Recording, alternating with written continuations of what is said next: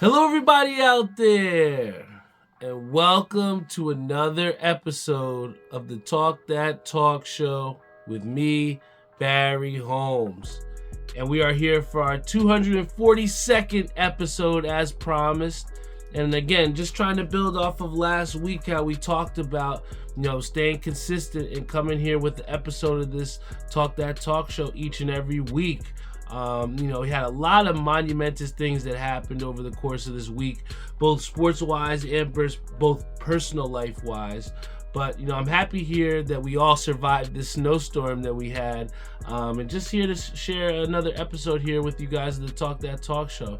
Big shout out to my boy Cody, who's been locked in, and also big shout out to my boy Marty, who's tuned in on our Instagram live stream. But I think Cody being tuned in is a big reason why I love, my loyal listeners and, love the people that continuously grind with me.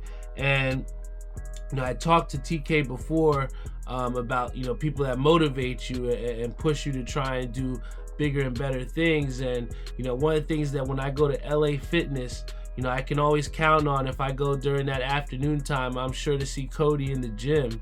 And, he'll ask me, what are you working on? How much cardio are you doing?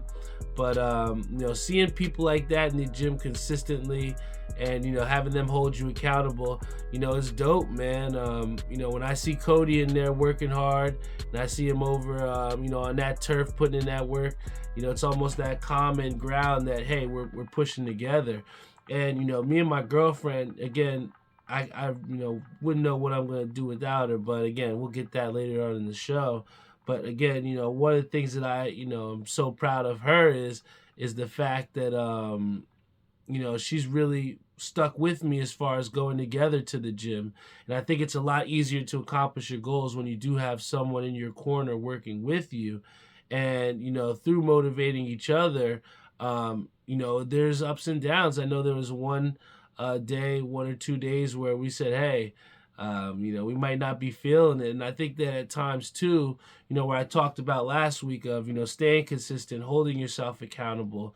And I think it also, after, reviewing that, listening to the episode, and then, living out my life, I think it's also important to, incorporate those rest days in there as well too. Because if you're constantly killing your body, going hard, working hard, and not giving your body that time to recover, it's going to be a lot harder to sustain, that amount of success as far as working hard and being able to hit the gym. So I think forgiving me and my girlfriend for taking a little bit of rest days, and I think it helped for that when we came back to the gym and went harder. I felt stronger, and I think when we look back and we see that the amount of days that we put in, it's small and manageable. I think building blocks are an easy way to try and accomplish your goal. We started out, we were hitting the gym at least 2 or 3 times for the last this will be our fourth week, going through 2 or at least 2 times a week.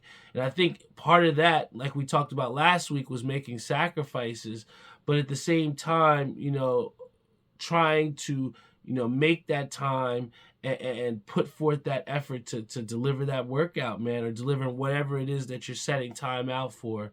And what I've seen throughout my life, is, various different things that have helped me positively upon making those decisions.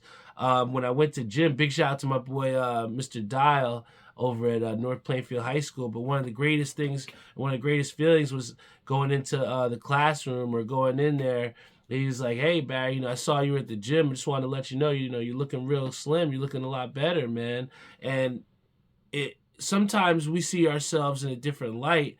And when other people acknowledge the growth that you're putting in and acknowledge the progress that you're putting in, it not only validates that work you're putting in, but it just genuinely feels good.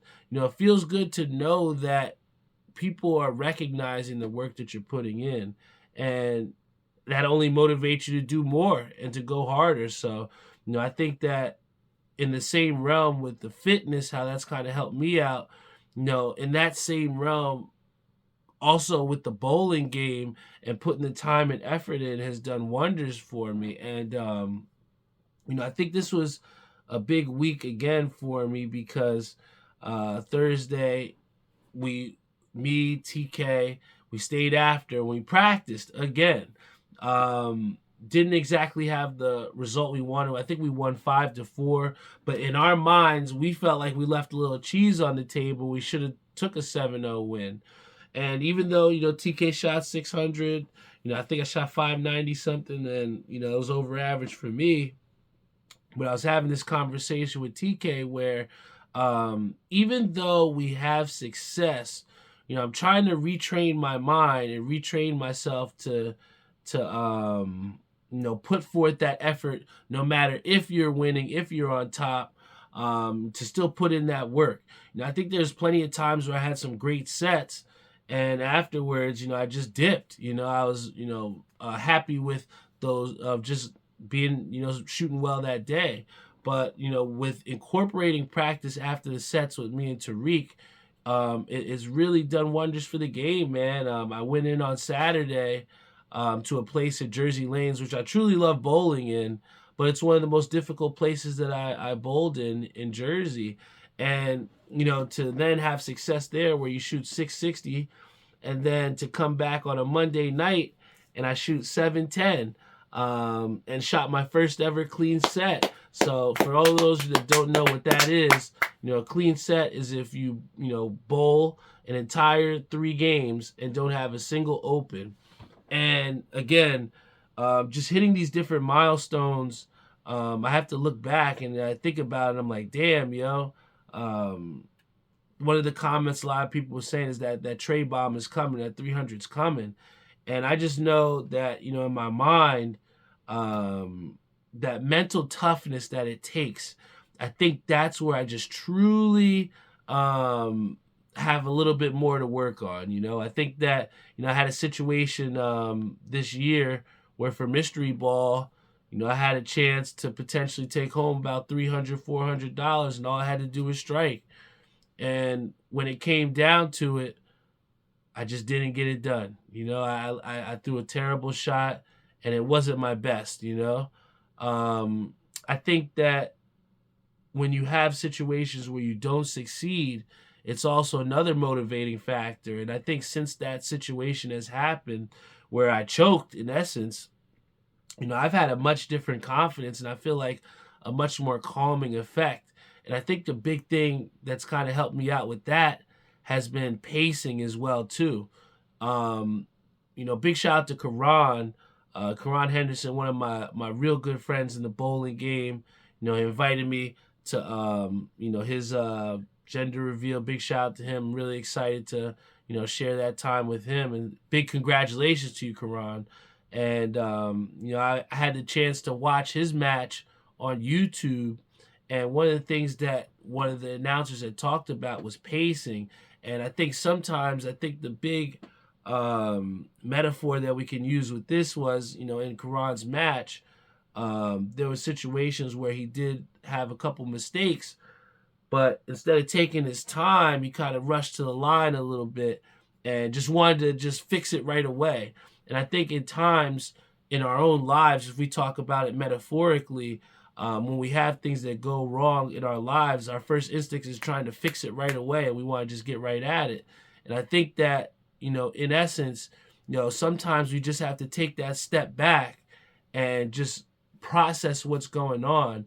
And I think the biggest thing for me with that was, losing my aunt. And, for me, I was just, in a way, just wanted to get right back to it of, getting right back to my life. But in essence, it was just really difficult for me still. And still to this day, I carry my, picture of my aunt in my wallet wherever it goes. And, those things, to fixing it, it just doesn't happen right away. And even though we might want to jump to that line right away to, fix that open that we may have had, you just have to take time to, process things and truly, feel the situation of what happened. And I think that in essence, when we take time to process whatever has happened to us, or the things, or the tribulations, or whatever roadblocks are in our life, if we take the time to assess them and make sound and good decisions, I think that's where we start to have more success. And to show my boy Karan, when he took the time and really put forth some great shots, I mean, he was flushing them down, man. And I know that, Karan probably didn't get the outcome that he wanted, but I know he'll be back stronger than ever. And I can't wait to see him in his next match. And I think, from all of us, looking at that and just taking over the overall theme of what I'm trying to accomplish here is that, in life, to get to where you need to go, you're going to have to take some time, and you're going to have to, make the necessary adjustments to get the outcomes that you want. And I think that through this week, through the last practice sessions that I had with TK, and then also with, my boy Lucky, I feel like my confidence is at an all-time high with bowling, and I'm just really excited to represent DIY in my next match. I'm really excited to come here on the Talk That Talk show with you guys, and just share a piece of my mind. I just feel like I have the greatest job in the world, man. And this isn't even a fucking job to me, man. This is my brand. I just love it, man. I love spending time with you guys, no matter if it's 10 o'clock at night, or like our last episode was 2 or 3 in the afternoon. I just feel a lot of positivity flowing through my heart, and I'm just happy to share that with you guys. And then you have Marty, who says, if you're not evolving and learning, you're not living. Life is about evolving, and I couldn't agree any more than that. And I think that, Marty, this is a great segue, because in a way, in my bowling game, and I think this is a great way to segue as well too. The big thing is, when you have these situations of evolving, or a situation where you can, progress and move to the next step, there are going to be some haters that come along in the way. And I think that one of the biggest things that my mom told me early that kind of, sticks with me is, there are people that are going to be in your corner, but not everybody wants to see you win. And I feel like when I first started in the bowling game, and I think the Chiefs are a great parallel for this, because when we first started in the game, we became that team that people wanted to see win. At the time, the Patriots were the big time dynasty, and people were tired of seeing Tom Brady win, right? And I think that, once the Chiefs won that first one, everybody was just all open arms and big, oh, we're so happy for the Chiefs. We're so happy for you. And like in my bowling career, when I started knocking down, certain milestones, I did feel, that love from people. And I still do. I when I had that clean set, the amount of people that reached out to me and congratulated me, it made me feel really loved. But at the same time, I do know that there are people out there that do not want to see you win. And in that same realm, now that we have the Chiefs that have won, their third Super Bowl with Patrick Mahomes, I feel as though we're starting to see, us take that villain role and assume that, and actually embrace that, to where, we are not afraid to be the ones that are targeted. I think that one of the toughest things for us on Thursday night, and kind of why we see why we've kind of had a little bit of struggles, is because at first, in that first half of the season, everybody was so happy for us. Talk That Talk show, this Cinderella story, everybody congratulating you because you did something that no one else expected you to do, right? And that's kind of like what the Chiefs did here. The first Super Bowl, it was, Andy Reid finally getting over that mountaintop.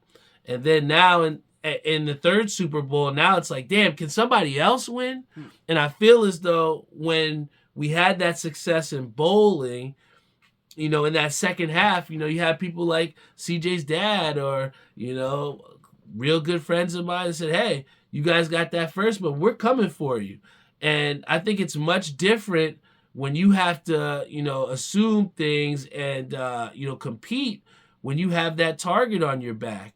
And I think for, my team, on Thursday night. We're kind of going through that now where every single time you're going to get people's best. And you got to be ready for that. And I think that the Chiefs, through the regular season, even though they were champions, I think they had some situations where, for example, maybe the Raiders game or, a couple other losses throughout there where they kind of thought that, hey, we have that championship pedigree, but I think they underestimated getting somebody's best. And I think that that's why when you see people like TK, when he's competing, why he rises to the occasion. People like Jordan, we talk about. These athletes that when it comes to crunch time, like Steph Curry, who just hit that amazing game-winning shot this last week on national television. When guys have their, biggest competitive self in situations where you have to elevate. I love my dad, and one of the things that he says is that he can't wait for the 10th frame, or he wants that pressure because he wants to be the deciding factor. And it takes a special type of calm within you to want that pressure.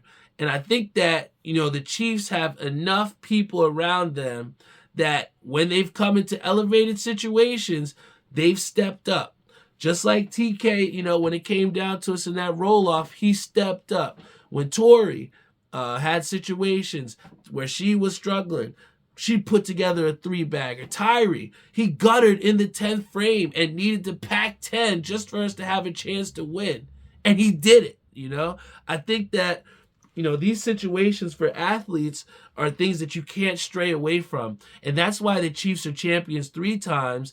And that's why, our team has had success that we've had because, in those pressure situations, we've stepped up. And I think that that's where the Chiefs, in a way, have kind of established themselves as a potential dynasty because they're just never out of the game. And Andy Reid has just made those in-game adjustments to where, when it seemed like we're in trouble, they make certain adjustments to get the job done. And even bowling-wise, you could have a ball that's working all the time, but it takes trust to take that second ball out and say, you know what, I'm going to try and see what I can make this work and be ahead of the transition.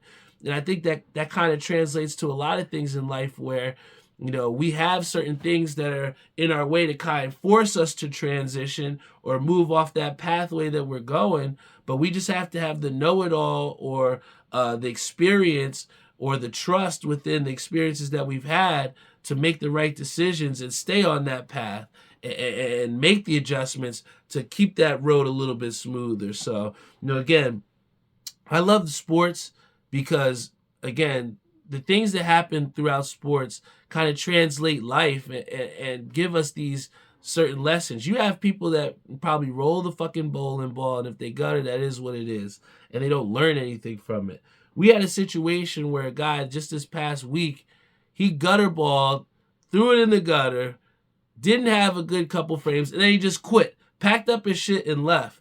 And on the flip side of things, I just looked at it and I was like, as a competitor, I never ever want to be that way. And I never ever want to be in a situation where I just take my foot off the gas and just give somebody the game, just lay down. That's just not in my blood. And I think that, again, when you talk to people and when you ask them who is Barry Holmes Jr., they say a guy who competes to the last whistle. And I think that's part of the reason why I love the Chiefs so much because, that team competes. They got people that got heart. And, no matter what the score was or how much time was on the clock, you still felt like the Chiefs had a chance. And that's where I feel like, with my bowling game or anybody that puts on a Talk That Talk Show jersey is that, you got to compete to the end of the whistle, man. You got to compete to that last frame. Even when it looks like you might not win, you still got to put your best foot forward because you never know who's watching. And, I just pride myself on that. The Chiefs have done the same thing throughout this year, and that's why they're Super Bowl champions. I got to celebrate with my family, and it was just a great Super Bowl. I mean, how many times do you get an overtime Super Bowl, guys? We were really lucky to see what we got to see, and I got to cash in on a couple Super Bowl boxes, which was good. So yeah, no, I can't say that Super Bowl was bad at all. My Chiefs are champions again, our fourth Super Bowl, third with Patrick Mahomes. And yo, we're gonna keep on rolling, man. Patrick Mahomes is not done, and I think now the one thing that I do or have heard a lot now is people saying that he's starting to tip into that GOAT conversation. He's starting to be on the coattails of Tom Brady, and I think that Patrick Mahomes made a great quote, and he was actually quoting Tom Brady on this. And he said that Tom Brady said that he doesn't want to be the greatest of all time. He just wants to be the best Tom Brady he can be. And I think that if Patrick Mahomes still has this mentality of being the best Patrick Mahomes that he can be and not trying to chase Tom Brady's legacy, I think the Chiefs are going to be just fine. And he's only touching the surface of what he could potentially accomplish. And there's a reason why so many 15 jerseys are out there. I think that the calmness, just when you talk about an MVP, a most valuable player, that franchise is nowhere near where they need to be without Patrick Mahomes. And I think that, for all of us athletes out there, whether you're in the collegiate level, professional level, amateur level, you just have to take that tenacity, that fire within you, and just channel it, man. I've just never seen someone just so in control of their own mind to where you can he truly willed that team to victory. And as a leader, as somebody that has people that look up to him, and I don't take that responsibility lightly. And I just thought that when I saw that guy compete against us, and he just quit because it was too hard for him. I just reflected to myself. I was like, I'll never be that. You'll never see me quit. So I think that resilience is something that is in the heart of a champion.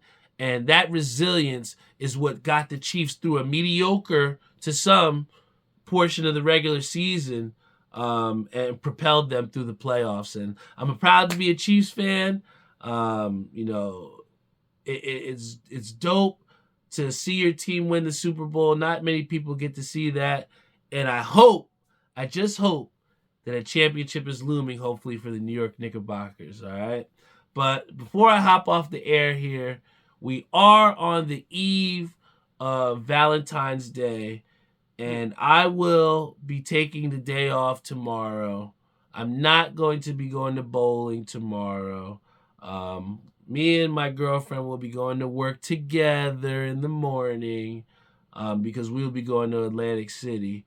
But I really just want to celebrate the relationship that I do have with my girlfriend Ashley, more often known to you guys as Doc G. And for those of you that don't know, I call her Doc G because of the fact that she's going for a doctorate. I feel as though in relationships in the past, I've dealt with girls who, for the most part, have a separate agenda, and I think that for most times when I've pursued girls, it was very surface level, right? I think that when it comes down to it, the relationship that I have with Doc is something that I really don't take for granted, because I really feel as though I have a partner. And I think that when you talk about Valentine's Day, I feel as though for a lot of times it's that one day that you can profess your love to someone, right? And I truly feel like in this relationship that I'm in, every day does feel like Valentine's Day, because and actually Isaiah, big shout out to him. He said that I'm spoiled, and I feel that I am, because I feel I have the greatest relationship in the world, because not because my girlfriend will bring me coffee at work, or because I get to work with my girlfriend, but I truly feel like I get to build my happiness with someone. And I can't say that I've been as happy as I've ever been.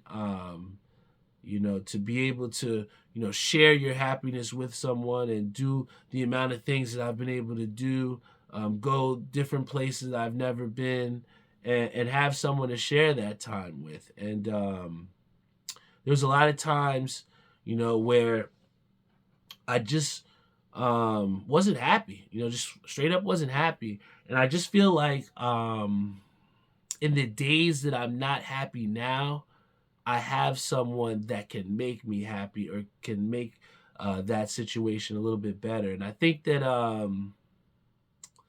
when you have that balance of, like Marty said, spoiling your girlfriend or having your girlfriend spoil you, I think in a way you have no choice but to value yourself a little bit more. And I think that, in being in a situation or having time where people may have certain ideals of you or feel a certain way with you, I know every day when I look at Doc, even though I may annoy her or whatever, she looks at me as that one person that can always make her happy. And, I just value that, man. I think that at age 33, I'm not getting any younger, I just value different things, man. And, I think the key word is evolve.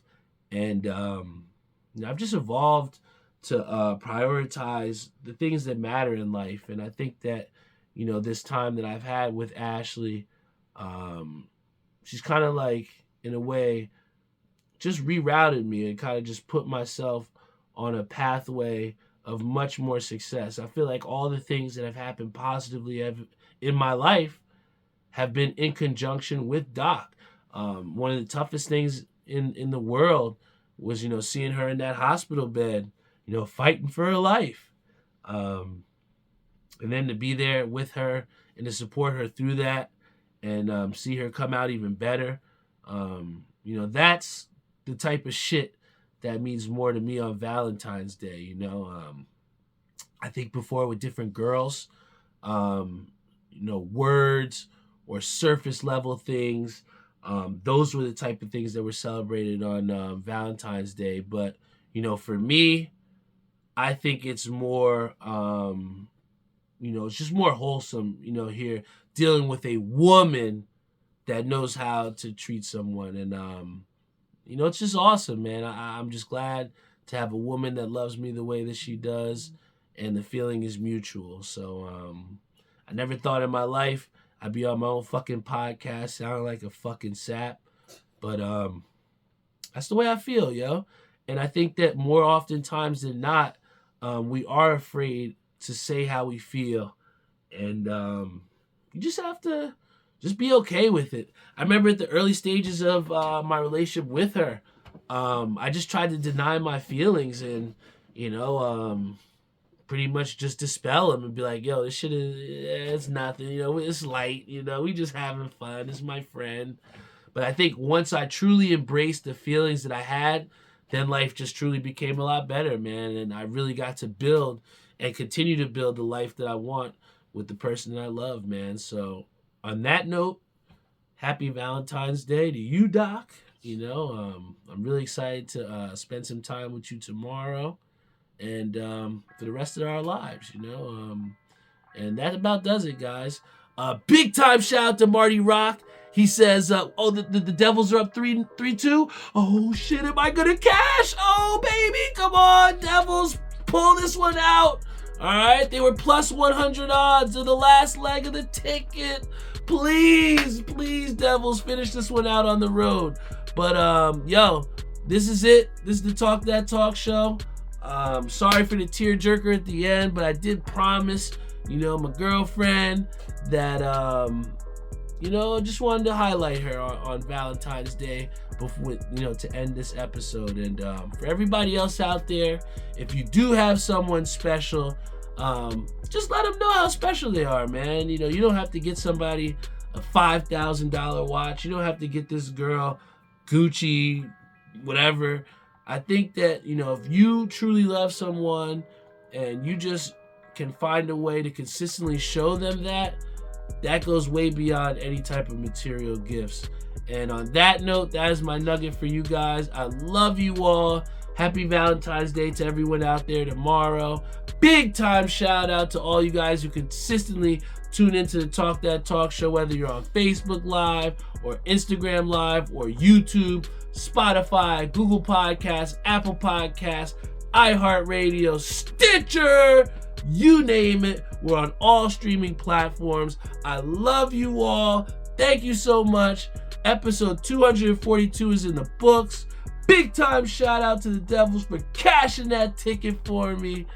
Guess I got some money to spend in Atlantic City. I love you all, and I'll see you all next week.